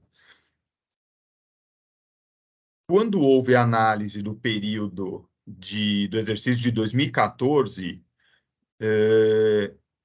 eles notaram, né, tem lá um despacho da DEAT dizendo, olha, eu estou verificando aqui que você pediu esse crédito acumulado do exercício 2014, só que eu disponibilizei, né, vários valores no seu conta corrente do Ecredac, só que eu percebi que eu disponibilizei a mais, inclusive. Então, esse valor que você apropriou em janeiro de 2015, ele foi apropriado a maior, porque reanalisando todo o demonstrativo, né, o demonstrativo de apuração de crédito acumulado, o DACA, eu verifiquei que em agosto de 2013 teve um suposto, uma utilização a maior, né, de 2.133.000. Então, me devolva esse valor, senão eu vou te autuar e cobrar com multa e juros. Pois bem, a empresa entendeu que ela não deveria devolver esse valor, que não houve esse estouro digamos assim, em agosto de 2013. Isso veio para julgamento, na época o doutor Sarano, o relator, ele falou, olha, estou tentando entender esse cálculo do fisco, na minha visão tem vários problemas de cálculo aqui, não consigo entender também qual é a acusação efetiva, porque é de agosto de 2013, mas foi apropriado em janeiro de 2015, só que a infração é disponibilizada em abril de 2015, então a infração é a disponibilização a maior, e ele fez várias perguntas, e isso volta para a diligência. Na diligência, né, foi explicitado um pouco melhor ali o que acontece, foram juntados novos DACAs, só que o que eu trouxe aqui, nessa petição de ontem, e da qual até peço desculpas, né, porque eu passei o dia inteiro com a empresa e com esse prestador terceirizado que realizou essa reapuração toda, e eu não tinha ciência. Eu tive ciência só depois que eu realizei a última sustentação oral, porque eu comuniquei ao cliente, né, que o Dr. Ramon ainda tinha um ponto de dúvida sobre o voto, e ele falou, nossa, mas eu achei que já tinha caído esse auto, né, porque ficou com outro setor de crédito acumulado. Eles falaram, a gente contratou um terceirizado que refez toda a apuração, uma outra empresa diferente da primeira, que refez toda a apuração de crédito acumulado desde abril de 2010, e na visão dele não houve nunca esse saldo negativo, essa apropriação a maior do que deveria. Inclusive, ele apresentou um recurso em julho de 22, ou seja, após a última diligência do processo, com um novo demonstrativo de apuração de crédito acumulado, um novo DACA, e ele demonstra ali, desde abril de 2010, por que todos os indeferimentos deveriam ser revistos, ou parcialmente, e por que esses autos de infração não subsistem. E esse recurso foi para a DEAT e houve uma reanálise e foi criado um novo DACA, um novo demonstrativo de apuração de crédito acumulado, inclusive dos exercícios 2014 e 2015, nos quais foram deferidos créditos complementares. Então, se num primeiro momento houve um DACA, houve um deferimento, inclusive eles falaram, olha, com base na nossa análise, a empresa tem que devolver o valor de 2.133.000, atualmente, o que nós temos? Após um recurso interposto em julho de 22, no qual, inclusive, são listados todos esses pedidos de crédito acumulado, porque ele refez o trabalho inteiro, praticamente do zero, e tem a citação nesse recurso expressa desse auto de infração, tem a citação dos pedidos de crédito acumulado de 2014, 2015, tem praticamente, ele lista ali uns 8, 9 processos administrativos tratando de crédito acumulado, então ele refaz tudo, coloca esse recurso, cita todos esses procedimentos, e fala, olha, não houve nenhum estouro, aqui você tem que me deferir, 2014 que você indeferiu, você tem que deferir X, 2015 que você indeferiu, tem que deferir X, e houve o deferimento desses créditos complementares. Então, a petição que foi apresentada ontem foi justamente nesse sentido, olha, esse DACA que gerou a autuação, ele não existe mais. A própria DEAT já reconheceu, inclusive deu créditos complementares de 14 e 15. Então, ontem eu fiquei com a empresa, porque também dependia dessa agenda desse terceirizado. Eu peço desculpas aí, realmente ter protocolado em cima da hora, porque a gente estava tentando finalizar isso. Eu estava tentando verificar quais documentos eu conseguiria demonstrar isso de uma maneira clara. Mas o que aconteceu foi isso. Então, e conversando com essa pessoa que refez tudo desde abril de 2010, a grande questão que eu tinha desde o início porque se nós temos crédito acumulado como sendo um valor inicial de saldo credor, mais o que você gera, menos o que você apropria, esse número inicial, ele é o mais importante de todos.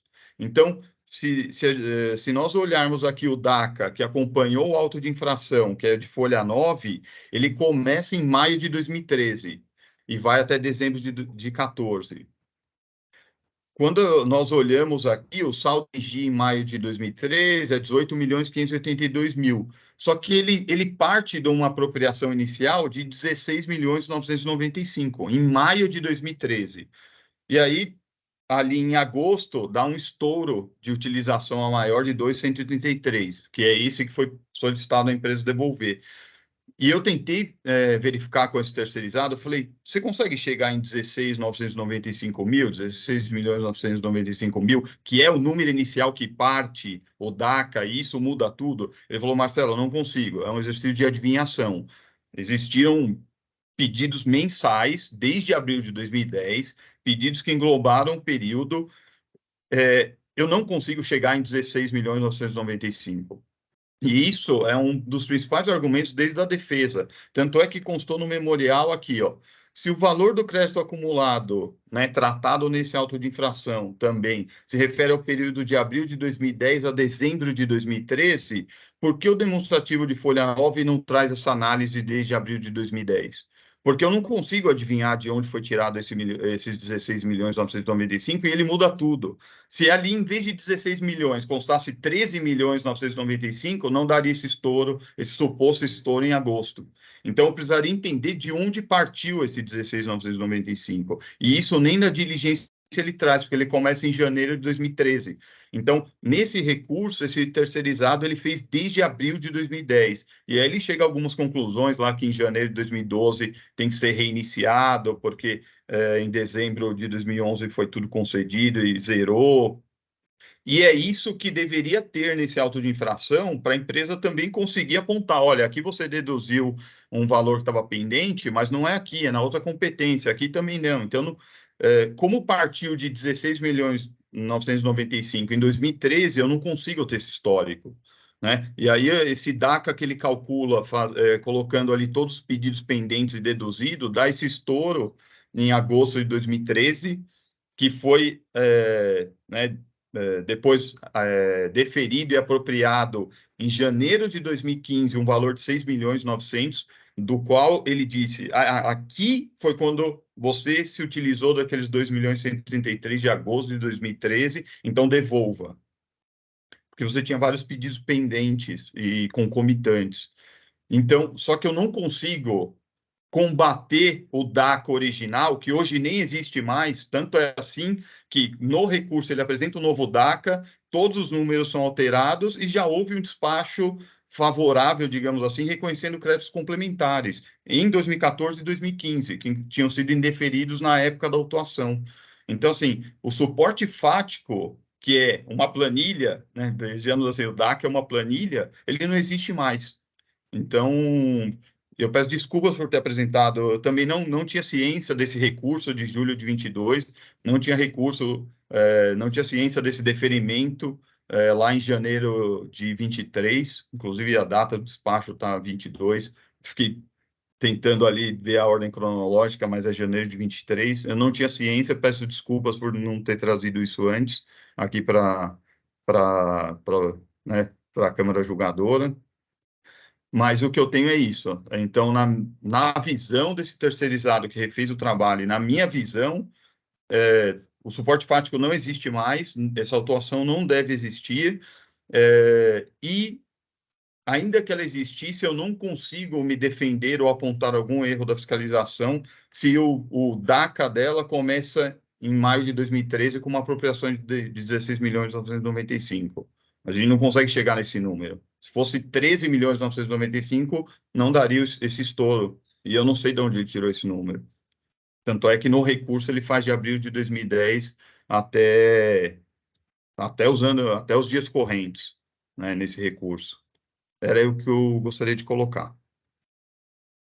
Obrigado, doutor Marcelo. Parabéns pela sustentação oral. Então, com a palavra, alguém tem um pedido de esclarecimento, alguma dúvida? Então, vamos ao voto. Obrigado, presidente. Parabéns, doutor Marcelo, pela sustentação. Presidente, eu vou passar, então, a leitura do voto. O item 8. Em sede preliminar, o recorrente alega nulidade da decisão recorrida por vício consistente em ausência de fundamentação adequada por ter reproduzido as alegações em sede de manifestação fiscal em ofensa ao artigo 12 da Lei 939. Após detida a análise da decisão recorrida, não encontro vícios capazes de anulá-la, embora o julgador tenha sido sucinto em suas razões, o fez de forma completa, sem deixar de manifestar sobre qualquer argumento defensivo do recorrente. Contudo, o entendimento aderente à manifestação fiscal adotado pelo julgador não significa reprodução das alegações fazendárias, motivo pelo qual igualmente afasta preliminar de nulidade. Considerando a apresentação intempestiva de documentos em 30 de 11 de 2023, menos de 24 horas do presente julgamento, folhas 300 e 308, acompanhada de docs de folhas 310 e 329, preliminarmente analiso a possibilidade de conhecimento dessa documentação. Ainda que a norma do artigo 19 da Lei 13.457 seja clara, esta lei, tanto no caput como no parágrafo 1º do artigo 19, e a interpretação sistemática com o artigo 15, todas da Lei 13.457, apresenta temperanças ao rigor temporal da apresentação de provas no processo administrativo tributário paulista. Nesse sentido, havendo hipóteses de A, força maior, B, ocorrência de fatos supervenientes, C, as provas sejam destinadas a fazer prova de fatos supervenientes, D, as provas sejam destinadas a contrapor as que foram produzidas nos autos, E, desde que tais situações, itens A a D, sejam cabalmente demonstrados através de demonstração da justa causa do artigo 7º, é possível às partes, em qualquer tempo, juntar os autos documentos novos. Por sua vez, o artigo 7º da Lei 13.457 elenca as hipóteses que presente a justa causa, quais sejam evento imprevisto, alheio à vontade da parte, que impediu de praticar o ato por si ou por seu mandatário. Aí trago aqui a redação do artigo 7º e do artigo 19, parágrafos. No caso, os documentos apresentados remontam a dezembro de 2022 e janeiro de 2023, a quase 11 meses deste julgamento. Portanto, não vislumbra a ocorrência de qualquer hipótese extraordinária que justifique a apresentação de tais documentos a menos de 24 horas do julgamento, que causa enorme embaraço ao regular processo administrativo e ao trabalho deste relator, que se debruçou por diversos dias na análise das peças dos documentos, trouxe o processo à pauta em 10 de 11 de 2023 por oitiva de sustentação oral para esclarecimento, somente agora é surpreendido com petição da parte ao apagar das luzes às vésperas do julgamento. Vejo que a pauta de julgamento dessa sessão foi disponibilizada em 24 de 11 de 2023. Todavia, considero que é a função primordial do processo administrativo tributário o controle do lançamento, bem como a observância do regramento devido ao processo legal, que garante às partes a ampla defesa e o amplo contraditório, sob a perspectiva da possibilidade probatória. Nesse sentido, após analisar a documentação apresentada, chego à conclusão que os documentos apresentados têm aptidão de influir na convicção deste tribunal, pois a despacho da Coordenadoria de Fiscalização, as folhas 380 e 386, que reconhece em sede de pedido de reconsideração, admitido como recurso, a possibilidade de apropriação dos créditos referentes aos exercícios de janeiro a março de 2015 e de maio a dezembro do mesmo ano, item 11 no despacho de folha 384. Quanto ao mês de abril de 2015, o pedido foi indeferido, com fundamento no artigo 72C, e aqui eu faço a leitura breve do que grifei do artigo 72C da Lei 6.374. Desculpa, do Higgins. O imposto exigido mediante auto de infração e imposição de multa em decorrência de infração relativa ao crédito do imposto ou relativa à operação de prestação em que tenha havido falta de pagamento do imposto será deduzido do valor do crédito acumulado, gerado passivo de apropriação até que 1. Seja proferida decisão definitiva na esfera administrativa favorável ao contribuinte, 2. Ocorra o pagamento integral do débito fiscal correspondente. Trago aqui o resto do artigo, mas não tem tanta relevância. Item 21. Rememoro que a presente acusação versa sobre utilizar crédito acumulado de ICMS no valor de 2 milhões e pouco, de valor disponibilizado a maior em conta corrente no ECREDAC em 10 de 4 de 2015, ou seja, abril de 2015, e lançados no livro de registro de apuração em janeiro de 2015 no correspondente guia de apuração. A menção expressa ao presente AIN e ao AIN 4097-6427 no item 10 do despacho. Pelo exposto, entendo, salvo melhor juízo, que em vista das especificidades do caso, tais documentos, folhas 300 e 308, acompanhadas de docs 310 e 389, devem ser recebidos ao contraditório. Fundamento meu entendimento na doutrina de João Tobias da Silva Pontes, em sua obra Processo Administrativo Tributário do Estado de São Paulo, que aqui colaciono. Considerando todo exposto, com fundamento no artigo 25 e parágrafos da Lei 13.457, artigo 39, inciso 3, combinado com o artigo 90 do Decreto 54.486, propõe o encaminhamento do presente processo em diligência ao auditor autuante para que manifeste sobre a petição de folhas 300 e 308 e sobre os documentos de folhas 310 e 389 e apresente sua conclusão sobre a subsistência do presente AIN diante dos despachos do CEFIS. Após o retorno das informações e observância ao princípio do contraditório, encaminhe-se o presente à douta representação fiscal para manifestação contra a presente diligência, considerando a proposta de diligência julgo prejudicado a análise do mérito dos recursos apresentados para o presente momento. Eu, como eu voto, presidente, demais colegas. Entendido, doutor Ramon, parabenizo pelo voto. Sem querer também adiantar aqui a discussão, mas quando o senhor disponibilizou o voto, eu também fui dar uma olhada no processo.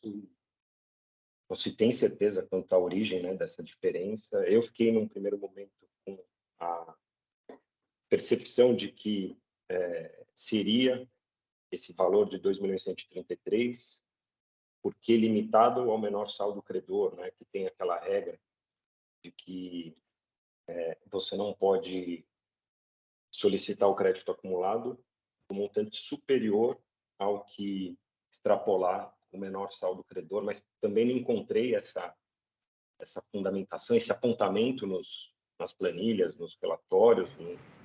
Eles estão nas DACAs posteriores que vieram pela fiscalização. E seria referente a agosto de 2013, né? Eu acho que a indicação desse valor. Mas se fosse efetivamente esse saldo credor, né, esse é o menor saldo credor do período, isso acho que ficaria fácil de demonstrar, mas não encontrei. Vi que ele está lá mencionado no valor, mas a planilha que foi apresentada posteriormente à diligência do Dr. Saran, e também fiquei com muita dúvida quanto à lavratura do AIM. Então, acho que providencial essa nova diligência por conta da apresentação desses documentos aí. Eu vou acompanhar o Dr. Ramon. Parabenizo o Dr. Ramon pelo voto. Eu não vou me estender muito, porque muito possivelmente eu não vou compor a Câmara quando do retorno, mas se eu puder dar minha singela contribuição aqui rapidamente, eu também li en passant que os autos é muito complexo, né? Já teve, inclusive, aqui no TIT, voltou. Mas eu queria chamar a atenção para o fato de que toda essa análise do fisco ela é pautada em documentos e valores apresentados pelo próprio contribuinte. Tanto que o contribuinte agora, né, agora mesmo, praticamente, literalmente falando, apresentou um novo cálculo, apresentou novos dados, apresentou novos documentos, a mesma fiscalização que anteriormente identificou a diferença apontada nos autos. Então, toda vez que o contribuinte apresentar documentos, a Secretaria da Fazenda vai fazer a análise da validade do crédito acumulado, da apropriação e da eventual utilização com base naquilo que for apresentado. Então, se há alguma dúvida a respeito de valores e documentos e, por consequência, das provas dos autos, elas decorrem diretamente daquilo que foi apresentado pelo contribuinte. E a juntada agora, nos autos dessa nova petição, ela acaba corroborando isso. Tanto que a Cefaz refez, né, os cálculos de acordo com o que foi colocado pelo Dr. Ramon e pelo Dr. Marcelo, a quem eu cumprimento também. Então, acho que esse ponto é relevante no caso, né? Todas as demonstrações, todas as análises do cálculo são pautadas nos documentos apresentados pelo próprio contribuinte. Mas, no mais, acompanho o voto do Dr. Ramon. Obrigado, doutor Rodrigo. Doutor Faisal.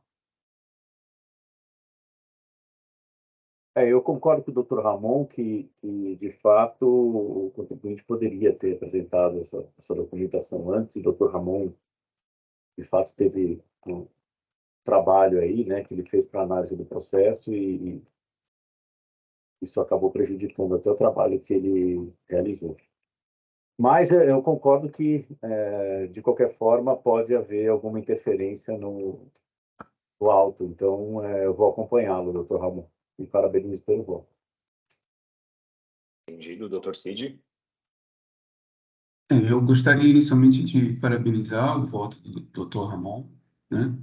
E dizer que, apesar da apresentação dos documentos, assim, em cima da hora, fora do prazo previsto na legislação, né, em vista da complexidade do caso, né, e em vista das diligências anteriores já feitas, acredito que seja pertinente, sim, mandar em diligência, uma nova diligência para analisar esses novos documentos.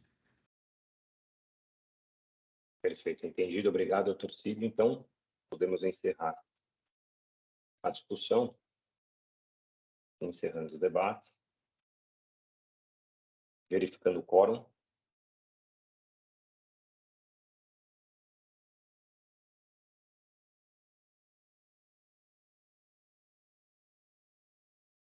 Todos confirmaram presença. Iniciando votação.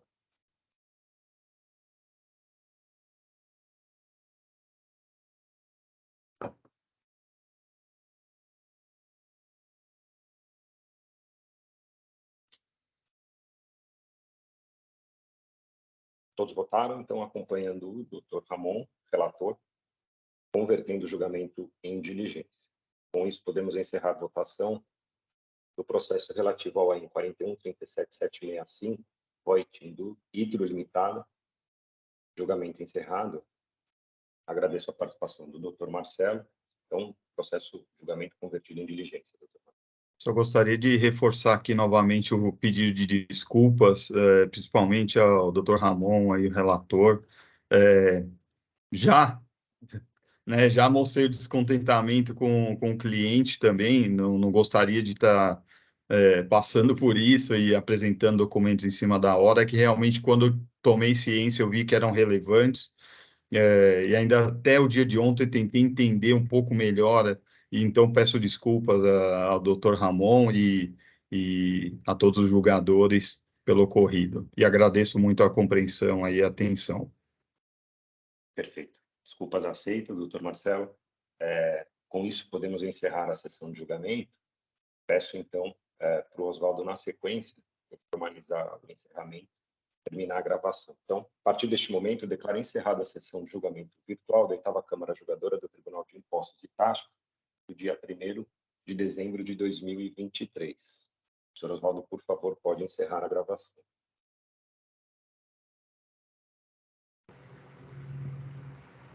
Presidente, pela